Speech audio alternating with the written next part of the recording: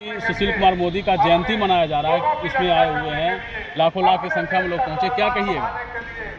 बहुत अच्छा। सुशील कुमार मोदी को मैं 2005 से मैं जानता हूं। जब राजनीति में मैं आया था तो उस समय हम तो राजनीति में 2008 में आए, लेकिन मैं इनको 2005 से मैं जानता था। जब जो भी शिवाजी पार्क कुम्हरार में बना, कुम्हरार विधानसभा जो कंकड़बाग टेम्पो उनके पास बना हुआ है, उसमें कार्यक्रम होता था तो हम लोग भी ललक के कारण जाते थे वहाँ। तो सुशील कुमार मोदी एक बहुत ही परिपक्व, प्रखर और मुखर व्यक्ति थे। उनकी सोच समाज के प्रति बहुत अच्छी थी। उनको लगता था कि समाज में अभी बहुत सारा विसंगतियाँ विकृतियाँ हैं। समाजवाद का वो पुरोधा थे और समाज में बहुत प्रकार की दुर्घटनाएं घटते रहती थी, तो उसके लिए बहुत वो संघर्षशील रहा करते थे। ऐसा महान योद्धा का जयंती समारोह मनाना बहुत ही सराहनीय कार्य है। और उनको कृष्ण मेमोरियल हॉल में जयंती समारोह जो मनाया जा रहा है, उसमें एनडीए के भी कार्यकर्ता, सभी सिर्फ भाजपा का ही कार्यकर्ता नहीं, उसमें सारे एनडीए के भी कार्यकर्ता। मैं भी जनता दल यूनाइटेड का प्रदेश महासचिव हूँ, अति पिछड़ा प्रकोष्ठ का मैं भी आया हुआ हूँ।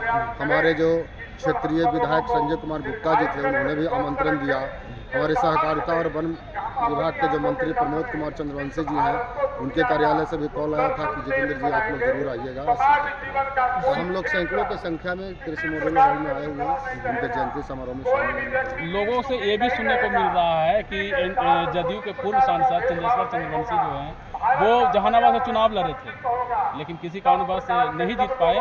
लेकिन जब मंत्री विस्तार की बात की जा रही है तो कहीं ना कहीं उनको शामिल करने की बात की जा रही है, मुद्दे आ रहे हैं। हाँ, ये तो सही बात है, तो मुझे भी सुनने को मिला है। और सरकार को उनको मंत्री बनाना भी चाहिए। चंद्रेश्वर प्रसाद चंद्रवंशी जो जहानाबाद के पूर्व सांसद थे, वर्तमान में 2025 का उन्होंने विधानसभा का चुनाव लड़ा, लेकिन वो हार कर भी वो जीते हुए हैं। बावजूद भी तो अभी तो हारे ही हुए हैं।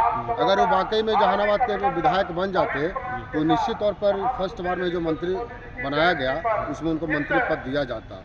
लेकिन मुझे एक और भी कहना है कि जिस प्रकार से भाजपा ने अति पिछड़ा का जो वोट बैंक था वो अपनी ओर आकर्षित कर लिया है। हमारे चंद्रवंशी समाज के 3-4 बड़े नेता हैं, उसमें हमारे एक मंत्री ही बनाए गए, एक विधानसभा का अध्यक्ष भी बनाए गए, राज्यसभा के सांसद भी बनाए गए हैं।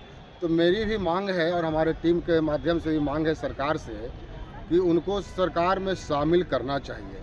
मंत्री पद देकर के उनको सम्मानित किया जाना चाहिए, ताकि जो हमारे जदयू से वोट बैंक जो भाजपा की तरफ जो घिस रहा है और उधर की ओर उसका रुझान जो बढ़ गया है, वो कम से कम उसका विराम लग सके।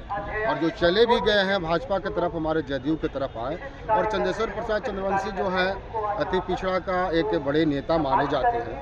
हमारे जनता दल यूनाइटेड के अति पिछड़ा प्रकोष्ठ के प्रदेश अध्यक्ष भी हैं। इस नाते भी हमारे माननीय मुख्यमंत्री नीतीश कुमार से आग्रह होगा उनको मंत्री पद में जरूर शामिल। लग रहा है कि नीतीश कुमार इस पर पहल करेंगे। तो भाई पहल तो करना चाहिए। ऐसे हम लोग को विश्वास सूत्रों से पता चला है कि खरमास के बाद जो मंत्री पद का विस्तार होगा उसमें इनको शामिल किया जा सकता है। लेकिन हम लोग मांग करते हैं अति पिछड़ा समाज के लोगों से के तरफ से उनको मंत्री पद देकर सम्मानित करें, ताकि सरकार में रहकर पूरे बिहार के अति पिछड़ा के लिए भी कार्य करें और पार्टी को सशक्त करें। कहीं ना कहीं नीतीश कुमार के बेटे निशांत कुमार को भी राजनीति में लाने की चर्चा की जा रही है। जदयू का नेता बैठ जा रहा है धरना पे। हाँ, चर्चा है। हम लोग भी चाहते हैं कि निशांत कुमार आए तो ज़्यादा ही श्रेयस्कर होगा। और परिवारवाद के तो नीतीश कुमार जी बहुत विरोधी रहे हैं। बावजूद भी हम लोग को कहना है कि आईएएस के बेटा आईएएस, आईपीएस के बेटा आईपीएस, या सचिवालय सहायक के बेटा सचिवालय सहायक बन सकता है।